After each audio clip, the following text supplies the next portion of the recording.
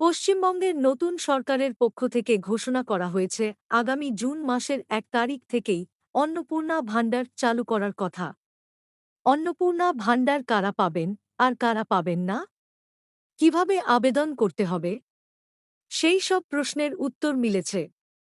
আজকের এই ভিডিওতে বিস্তারিত দেখে নেব। ১. অন্নপূর্ণা ভাণ্ডার কারা পাবেন।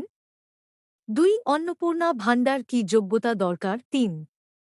কারা এই সুবিধা পাবেন না। ৪. আবেদন করতে কি কি নথিপত্র লাগবে। ৫. কিভাবে আবেদন করবেন, চলুন জেনে নিন।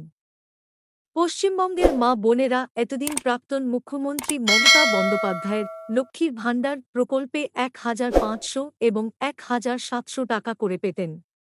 ২০২৬ বিধানসভা নির্বাচনের আগে বিজেপি দল প্রতিশ্রুতি দিয়েছিল তারা ক্ষমতায় এলে সেই ভাতা বাড়িয়ে ৩,০০০ টাকা করবে এবং সেই প্রকল্পের নাম রাখা হবে অন্নপূর্ণা ভাণ্ডার। এবার রাজ্যে বিজেপি সরকার গঠনের পরে নতুন সরকারের পক্ষ থেকে ঘোষণা করা হয়েছে আগামী ১ জুন ২০২৬ থেকেই অন্নপূর্ণা ভাণ্ডার চালু করার কথা। অন্নপূর্ণা ভাণ্ডার কারা পাবেন। পশ্চিমবঙ্গের সমস্ত মহিলারা এই প্রকল্পের সুবিধা পাবেন। যারা বর্তমানে লক্ষ্মী ভাণ্ডারের সুবিধা পান তারাও পাবেন। অন্নপূর্ণা ভাণ্ডারের জন্য কি যোগ্যতা দরকার। অন্নপূর্ণা ভাণ্ডার প্রকল্পের সুবিধা পেতে হলে আবেদনকারীকে নির্দিষ্ট কিছু শর্ত পূরণ করতে হবে। ১. আবেদনকারীকে অবশ্যই ভারতের বৈধ নাগরিক এবং অবশ্যই পশ্চিমবঙ্গের স্থায়ী বাসিন্দা হতে হবে। ২. শুধু মহিলারাই এই প্রকল্পের সুবিধা পাবেন এবং বয়সসীমা ২৫ থেকে ৬০ বছরের মধ্যে হতে হবে। ৩.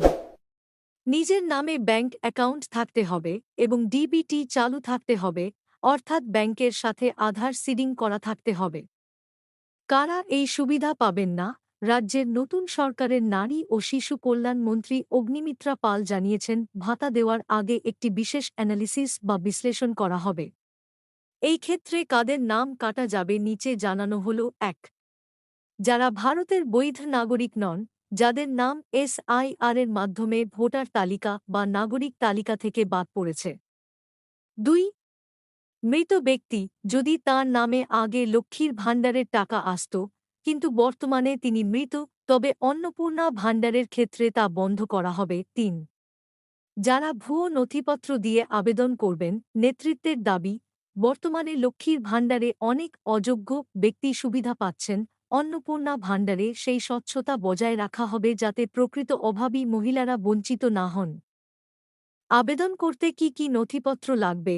অন্নপূর্ণা ভাণ্ডারের ফর্ম ফিল আপ বা আবেদনের সময় আপনার কাছে নিচের নথিপত্রগুলি থাকা বাধ্যতামূলক। ১. Aadhaar card. ২. Voter card. ৩. Ration card. ৪. Bank পাসবুকের জেরক্স। ৬. পাসপোর্ট সাইজ ছবি। ৭. মোবাইল নম্বর যেটাতে আধার লিঙ্ক আছে।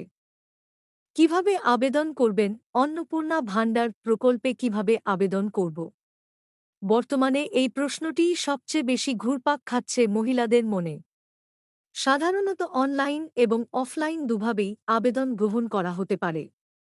তবে জানিয়ে রাখা ভালো যে এখনও পর্যন্ত অন্নপূর্ণা ভাণ্ডার প্রকল্পে আবেদনের জন্য কোনো সরকারি ওয়েবসাইটও চালু হয়নি বা কোনো ফর্ম বিলি করাও শুরু হয়নি। এ নিয়ে পরে কোনো ঘোষণা এলে তা দ্রুত এখানে আপডেট করা হবে। তাই অবশ্যই চ্যানেলটি সাবস্ক্রাইব করবেন নতুন ভিডিও পাওয়ার জন্য। ধন্যবাদ।